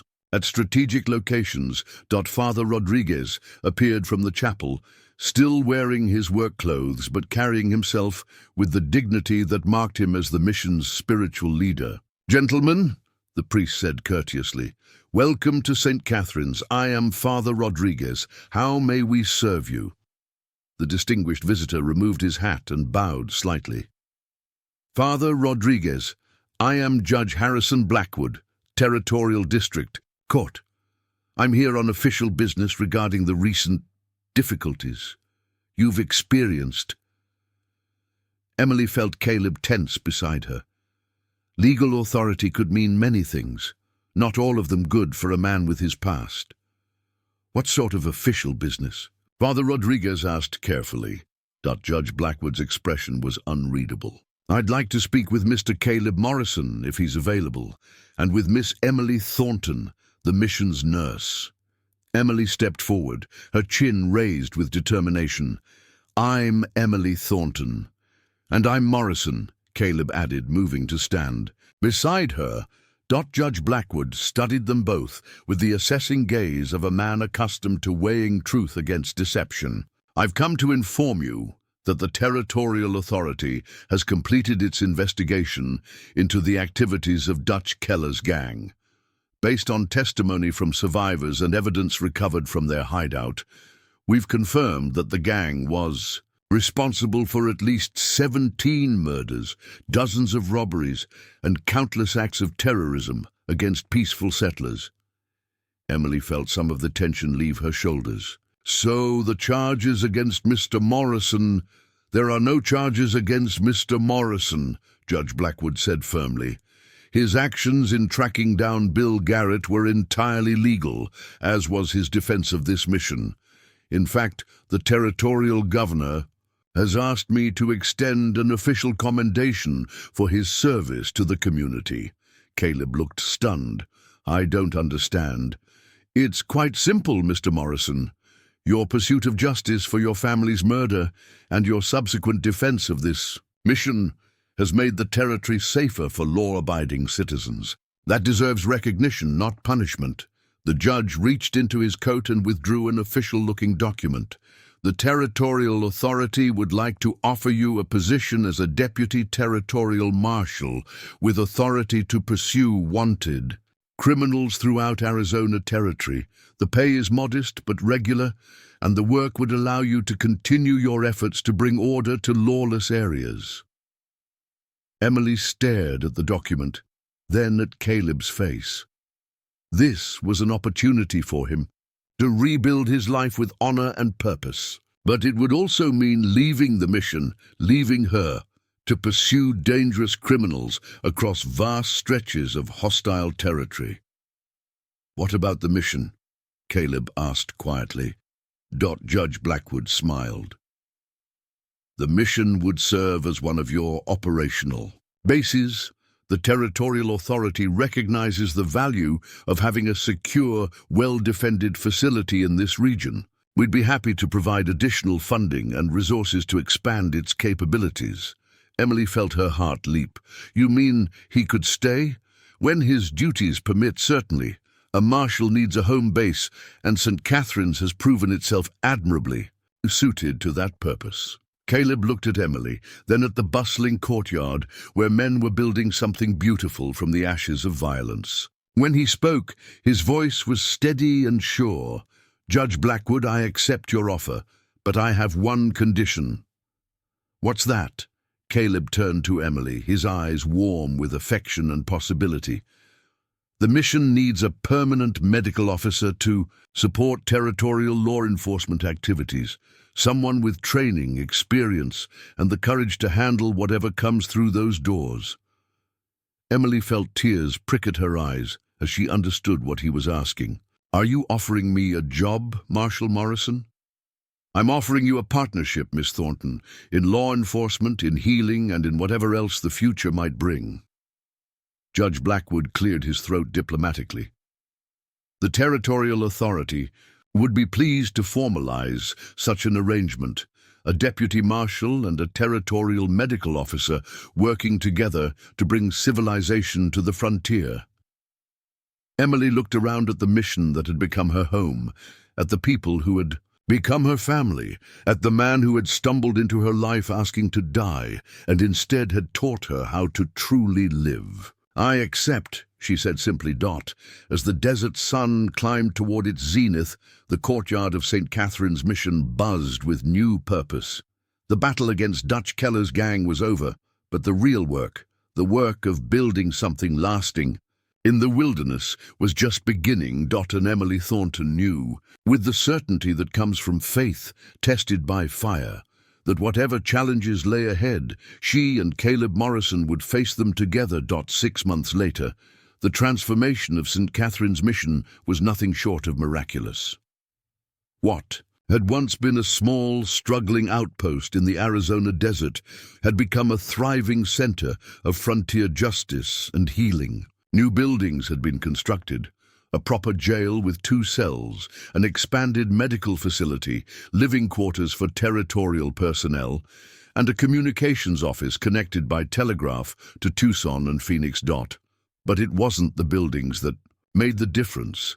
It was the people. Emily Thornton stood on the mission's new observation deck, watching the sun paint the desert landscape in brilliant shades of orange and gold.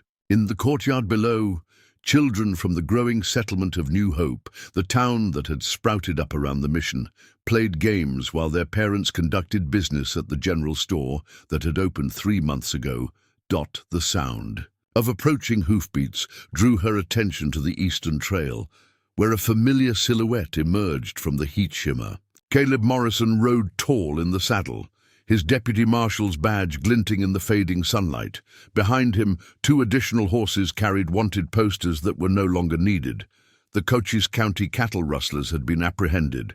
Without violence, thanks to information provided by reformed outlaws who now worked as territorial informants. Emily, quote, heart did the same small skip it had done every time she'd seen him return from a mission over the past 6 months. The fear never completely went away.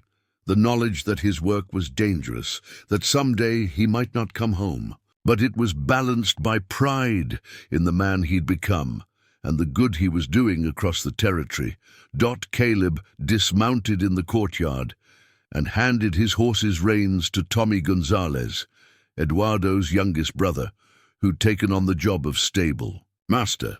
The boy idolized the deputy marshal and could often be found polishing Caleb's gear or practicing quick draws with a wooden gun. "Any trouble, Marshal Morrison?" Tommy asked eagerly. "No trouble at all," Caleb replied, ruffling the boy's hair. "Sometimes the best victories are the ones where nobody gets hurt." Emily made her way down to the courtyard, arriving just as Maria emerged from the kitchen, carrying a plate of food and a pitcher of water. The woman had appointed herself as unofficial caretaker for all the mission's personnel, and no one returned from a journey without being fed and fussed over. "You look thin," Maria announced, studying Caleb with a critical eye. "The desert is not feeding you properly." "The desert never feeds anybody properly," Caleb replied with a grin. "That's why God made you, Maria." Emily reached them as this familiar routine played out. Caleb's eyes found hers immediately, and the warm smile that spread across his face was worth all the worry she'd endured during his 3-day absence. "How did it go?" she asked. "Better than expected. The rustlers were just desperate men with hungry families. Once we talked to them, explained about the work program in New Hope, they agreed to surrender in exchange for honest jobs." This had become Caleb's signature approach, offering alternatives to violence whenever possible, using his authority to create solutions rather than simply enforce punishment. The territorial authority had initially been skeptical, but the results spoke for themselves. Crime in their district had dropped significantly, and several former outlaws had become productive citizens. "Speaking of the work program," Emily said, "we received a telegram today. The territorial governor wants to expand the model to 3 other districts. He's asking for a detailed report on our methods." Caleb accepted the plate from Maria and sat down on a bench near the mission's fountain, a new addition that had transformed the austere courtyard into something approaching beauty. "I suppose that means more paperwork. It means what we're doing here matters, that people are paying attention to the idea that law enforcement can be about healing as well as punishment." Father Rodriguez joined them, carrying his evening cup of coffee and wearing the satisfied expression of a man who'd seen his prayers answered in ways he'd never imagined. The mission's congregation had grown from a handful of scattered families to over 200 regular attendees, drawn by word of the peace and prosperity that had taken root in this unlikely place. The telegraph brought other news as well, the priest said, settling onto another bench. "Jimmy Bass has completed his training with the territorial rangers. He'll be sworn in as a deputy next month." Emily felt a warm glow of satisfaction. Jimmy's transformation from Dutch Keller's gang member to law enforcement officer had been one of their greatest success stories. The young man had thrown himself into redemption with the same intensity he'd once applied to criminal activity, and his insider knowledge of outlaw tactics had made him invaluable to the territorial authority. "Where will they assign him?" Caleb asked. "The Verde Valley district. There's been trouble with claim jumpers around the copper mines." Caleb nodded approvingly. "He'll do well there. Jimmy understands what it's like to make bad choices. That'll help him reach men who are heading down the wrong path." As they talked, Emily found herself studying Caleb's profile in the golden evening light. The harsh lines carved by grief and violence had softened over the past months, replaced by something deeper and more lasting. He'd found peace, not through forgetting his past, but by using it to build something better. The conversation was interrupted by the arrival of Sheriff Hawkins, who rode into the courtyard with the relaxed demeanor of a man making a social call, rather than responding to trouble. "Evening, folks," he called out, dismounting with a grunt. "Hope you don't mind an old lawman inviting himself to dinner." "Always welcome, Sheriff," Father Rodriguez replied. "Maria has made enough food for an army as usual." Hawkins accepted a plate from Maria and joined the group around the fountain. "Actually, I came out here on business. Good business, for once." Emily raised an eyebrow. "What kind of good business?" "The territorial legislature has approved funding for a proper courthouse in New Hope. They want to establish this as the district seat, make it official." The implications hit Emily immediately. A courthouse meant judges, lawyers, and permanent government presence. It meant New Hope would become a real town, rather than just a settlement, with all the opportunities and challenges that entailed. "When?" Caleb asked. "Construction starts next spring. Should be finished by fall." Hawkins paused to savor Maria's cooking.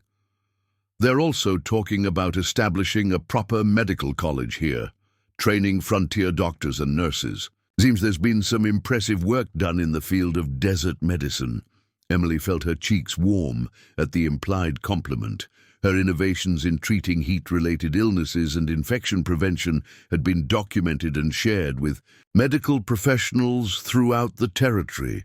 Several young people had already come to St. Catherine's seeking medical training. "There's more," Hawkins continued. "The railroad is surveying a route that would bring a branch line through New Hope, connect us directly to the main transcontinental route." Caleb set down his plate, his expression thoughtful. "That changes everything. More people, more commerce, more opportunities for both good and bad. Which is why the territorial authority wants to make sure this district has the right kind of leadership in place." Hawkins looked directly at Emily and Caleb. "They're offering you both permanent positions. Emily is the district's chief medical officer, Caleb as territorial marshal for the entire southern region." Emily felt the weight of possibility and responsibility settling on her shoulders. Everything they'd built at St. Catherine's had been leading to this moment, the chance to influence law enforcement and medical practice across a vast area of frontier territory. "What would that mean practically?" she asked. "It would mean this becomes your permanent base of operations," Hawkins explained. "You'd have authority over all medical facilities in a 100-mile radius. Caleb would coordinate law enforcement for 6 counties. Big job, big responsibilities, but also the resources to make a real difference." Father Rodriguez leaned forward. "And the mission would be designated as a territorial historical site, with guaranteed funding and protection. The work you've all done here would be preserved and expanded." Emily looked at Caleb, seeing her own thoughts reflected in his eyes. They'd come so far from that desperate morning when he'd stumbled out of the desert asking to die. Now they had the chance to build something that would outlast them both. "There's one more thing," Hawkins added with a slight smile. "The territorial authority recognizes that effective partnerships in frontier law enforcement often extend beyond professional relationships.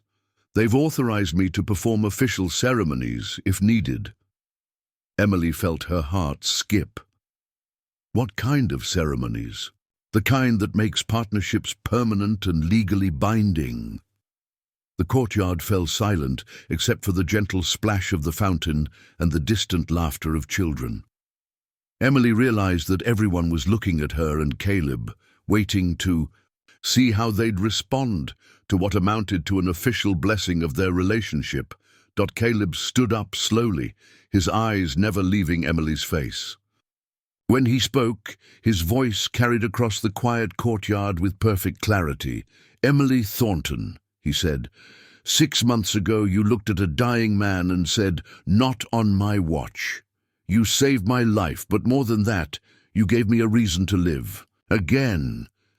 Emily felt tears beginning to form as she recognized what was happening. "I know I can't replace what you've lost," she said quietly. Catherine and Lucy will always be part of who you are. They will, Caleb agreed. But they'd want me to live, not just survive. They'd want me to love again, to build something good from the ashes of what was taken from me. He reached into his vest pocket and withdrew a simple gold ring, not elaborate or expensive, but beautifully crafted by Roberto Gonzalez during the long winter evenings. I'm asking you to be my wife, my partner in everything we do, to help me build something lasting in this desert place where we found each other. Emily stood as well, her heart hammering with joy and certainty. Yes, she said simply, yes to all of it. The courtyard erupted in cheers and applause as Caleb slipped the ring onto Emily's finger. Maria wiped tears from her eyes, while Eduardo and Roberto whistled and hollered. Father Rodriguez beamed with the satisfaction of a shepherd who'd watched. His flock multiply and prosper. Sheriff Hawkins cleared his throat. Well then, I suppose we should make this official. Father Rodriguez, would you do the honors? It would be my greatest pleasure. The impromptu wedding ceremony took place as the desert sunset painted the sky in brilliant colors. There were no fancy decorations or elaborate preparations, just friends and family gathering around the mission's fountain to witness the union of two people who'd found love in the midst of violence and loss. When Father Rodriguez pronounced them husband and wife, Caleb kissed Emily with the gentle reverence of a man who understood the preciousness of second chances. The assembled crowd cheered again, and Maria immediately began planning a celebration feast. Later, as the evening wound down and the guests gradually departed, Emily and Caleb walked to the mission's eastern wall, where a simple wooden cross marked the graves of those who died in the battle against Dutch Keller. The memorial had become a place of quiet reflection, a reminder of the cost of the peace they now enjoyed. Do you think we're doing right by their memory? Emily asked, indicating the graves. Caleb was quiet for a moment, considering the question. I think they died protecting something worth protecting. If we can build on that, make this place a beacon of hope for others, then their sacrifice means something. Emily leaned against her husband's shoulder, still marveling at the word, husband. 6 months ago, she'd been a single woman running a struggling medical mission. Now she was a wife, a territorial medical officer, and part of something that was changing the face of frontier justice. What do you think the future holds? She asked. Caleb's arm tightened around her. I think it holds whatever we're strong enough to build. And after everything we've survived, I think we're strong enough for just about anything. In the distance, coyotes began their evening song, a wild harmony that spoke of the untamed desert beyond their small circle of civilization. But here within, the mission walls, surrounded by the evidence of human courage and determination, the sound seemed less threatening than beautiful. A reminder that they'd found their place in the vast wilderness and made it home. Tommy Gonzalez appeared at the mission's main door, carrying a lantern to light their way back inside. Marshal Morrison, Mrs. Morrison. Maria says the celebration food is ready. Emily smiled at the new title, surprised by how naturally it fit. We'll be right there, Tommy. As they walked back toward the warm light spilling from the mission's windows, Emily reflected on the journey that had brought them to this moment. A dying gunslinger and a determined nurse, thrown together by chance and forged into something stronger by adversity. The mission bell chimed the hour, its clear bronze voice carrying across the desert to the growing town beyond. In houses scattered throughout New Hope, families were gathering for evening meals, children were being tucked into bed, and honest people were making plans for tomorrow, secure in the knowledge that someone was watching over them. At the mission itself, the celebration continued late into the evening. Stories were told, songs were sung, and toasts were raised to the couple who'd proven that love could grow even in the harshest soil. Jimmy Bass arrived near midnight, having ridden hard from his ranger training to attend the impromptu wedding of the people who'd saved his soul. His presence completed the circle. The former outlaw, welcomed into the family of law enforcement officers and healers who'd shown him a better path.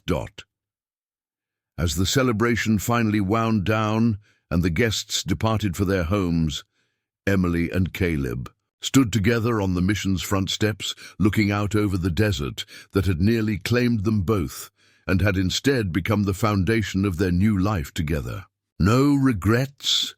Caleb asked softly. Emily considered the question seriously. 6 months ago, she'd been content with her quiet life of service, asking for nothing more than the satisfaction of healing the wounded. Now she was embarking on a future, filled with challenges and responsibilities she could barely imagine. "No regrets," she said firmly. "Only gratitude." "For what?"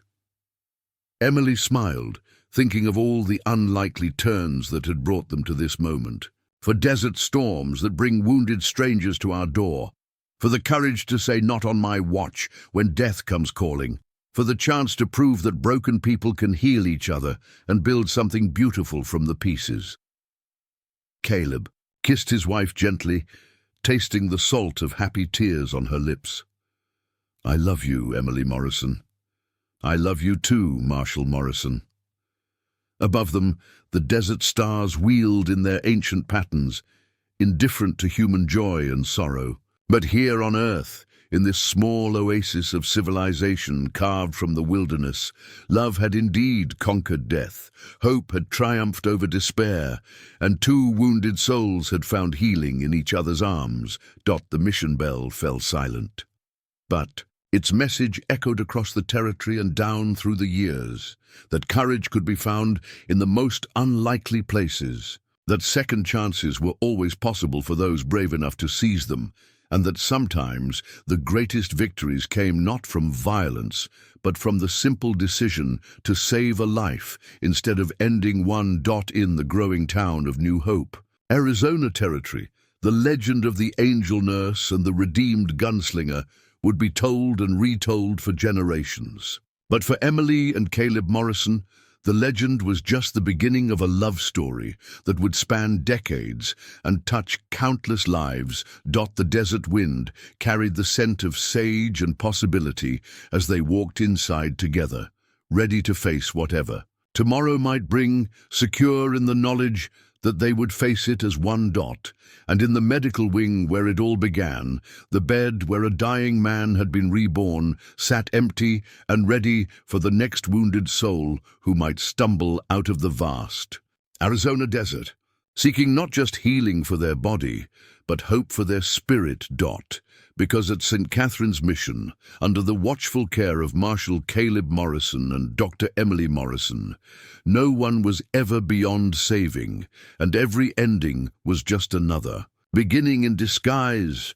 The morning sun of 1893 cast long shadows across the bustling streets of New Hope, Arizona, as the 8:15 train from Phoenix wheezed to a stop at the newly constructed depot. Steam billowed from the locomotive's stack, mixing with the desert air as passengers disembarked onto the wooden platform that had become the lifeline connecting their frontier community to the wider world. Dr. Emily Morrison stepped down from the first-class car, her medical bag in one hand and a leather satchel filled with correspondence from the Territorial Medical Board in the other. At 31, she carried herself with the confidence of a woman who'd earned her place in a profession dominated by men. Her reputation as the foremost authority on desert medicine extending far beyond Arizona Territory. She spotted her husband, immediately among the crowd waiting on the platform. Marshal Caleb Morrison stood tall beside their buckboard, his silver badge catching the morning light. At 36, he'd grown into his authority naturally, the harsh edges of his younger years tempered by wisdom and the deep satisfaction that came from meaningful work. Their eyes met across the platform, and Emily felt the same flutter of excitement she'd experienced 5 years earlier when he'd returned from dangerous missions. Some things, she reflected, never changed, and she was grateful for it. How did the medical conference go? Caleb asked as he helped her into the buckboard, his hands lingering on her waist with familiar affection. Better than expected. The University of Arizona wants to establish a satellite medical program here in New Hope. Full accreditation, with the authority to grant medical degrees. Caleb's eyebrows rose as he took the reins and guided their horse toward home. That's quite an honor. What did you tell them? That I'd consider it if they agreed to focus on frontier medicine and include mandatory training in treating former outlaws and displaced persons. Emily smiled at the memory of the university administrator's surprised expressions. They seemed to think that was an unusual requirement. Unusual, maybe, but practical. As they rode through the town center, Emily marveled at the changes 5 years had wrought. New Hope boasted over 800 residents now, with a proper main street lined with businesses, a 2-story hotel, 3 churches, and a schoolhouse that served nearly 60 children. The general store had expanded twice, and there was talk of building a second one to handle the growing commerce. But it wasn't just the physical growth that impressed her. It was the quality of that growth, the way the town had developed around principles of second chances and community support rather than mere profit and exploitation. Any word on the Tucson situation? Emily asked as they turned onto Mission Road. Caleb's expression grew more serious. Jimmy sent a telegram yesterday. The mining company executives agreed to the mediation. Seems they'd rather negotiate with territorial marshals than face a full investigation into their labor practices. This had become their signature approach to law enforcement, using the threat of legal consequences to encourage voluntary compliance with fair treatment standards. The method had proven remarkably effective, particularly when combined with Emily's medical reports documenting the health effects of unsafe working conditions. And the workers' representatives agreed to the same terms. Jimmy thinks we can reach a settlement that gives the miners better safety conditions and fair wages without shutting down the operation entirely. Emily nodded with satisfaction. The Tucson mining dispute had been brewing for months, threatening to explode into the kind of violence that had once been commonplace in Arizona territory. Instead, it was being resolved through negotiation and compromise, a testament to how much the region had changed. They crested the small hill that overlooked St. Catherine's Mission, and Emily's breath caught, as it always did at this view. These original mission buildings remained at the heart of the complex, but they were now surrounded by a carefully planned campus of additional structures. The territorial courthouse occupied the eastern wing, its clock tower visible for miles across the desert. The medical college buildings stretched along the southern perimeter, connected to the expanded hospital facility by covered walkways that provided relief from the intense summer heat. Perhaps most remarkably, the mission still functioned as a place of worship and refuge. Father Rodriguez, now in his 70s but still sharp as a razor, continued to hold services in the original chapel.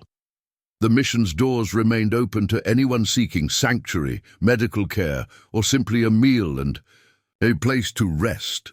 "There's our welcoming committee," Caleb said with amusement, pointing toward the main courtyard. A small crowd had gathered near the fountain. Tommy Gonzalez, now 20 and serving as deputy marshal, stood beside Roberto and his new wife, who was cradling their infant daughter. Maria emerged from the kitchen, carrying what was undoubtedly a celebratory lunch, while Eduardo waved from the courthouse steps where he was discussing something with Judge Patterson, the federal magistrate who'd taken up permanent residence in New Hope. But Emily's attention was drawn to 2 figures sitting on a bench in the shade of the mission's bell tower. Jimmy Bass, now a full territorial ranger with 3 successful years of service, was deep in conversation with a young woman Emily didn't recognize. The woman's clothes suggested hard travel, and there was something in her posture that spoke of desperation, carefully controlled. New arrival? Emily asked. Caleb followed her gaze. Came in on yesterday's stage. Jimmy's been talking with her since dawn. As they approached the courtyard, Jimmy rose and walked toward them, his expression mixing professional concern with personal satisfaction. The transformation from Dutch Keller's gang member to respected lawman had been so complete that newcomers often had trouble believing his history. "Marshall, Dr. Morrison," Jimmy said formally, then broke into a grin. "Welcome home." "Thank you, Jimmy. Who's your friend?" Jimmy glanced back toward the young woman, who remained seated but was clearly listening to their conversation. "Her name's Sarah Beth Collins. Came west from Missouri looking for her brother." Emily studied the woman more carefully. Mid-20s, she guessed, with the kind of practical clothing that suggested familiarity with hard work. But there was something in her eyes that reminded Emily of her own expression 5 years earlier, the look of someone who'd taken on more responsibility than any person should have to bear alone. "What kind of trouble is he in?" Caleb asked, recognizing the same signs Emily had noticed. "The kind that gets people killed if they're not careful," Sarah Beth said, rising and walking toward them. Her voice carried a slight Missouri accent, but her words were carefully chosen. "My brother Daniel got mixed up with some men who promised easy money. Now those same men are saying he stole from them." Emily felt a familiar tightness in her chest. How many times had she heard variations of this story over the past 5 years? Young men are lured into criminal activity by promises of quick wealth, only to find themselves trapped by violence and betrayal. "What kind of men?" Caleb inquired. "The unkind who burn down family farms when someone crosses them," Sarah Beth replied flatly. "The kind who kill horses just to send a message." The reference to burned farms hit both Emily and Caleb with particular force, echoing Caleb's own tragic history. Emily saw her husband's jaw tighten slightly, the old pain surfacing briefly before, being pushed down again. "Where is your brother now?" Emily asked gently. "Hiding somewhere in the Dragoon Mountains. Sent word through a friend that he's been shot, needs medical help, but doesn't trust regular doctors. Said they might be bought by the men who are hunting him." Emily and Caleb exchanged glances, both recognizing an opportunity to do what they did best, save someone who thought they were beyond saving. "Jimmy, what do you think?" Caleb asked. The young ranger considered the question seriously. "The Dragoons are rough country, lots of places to hide, but also lots of places to get trapped if you don't know the territory.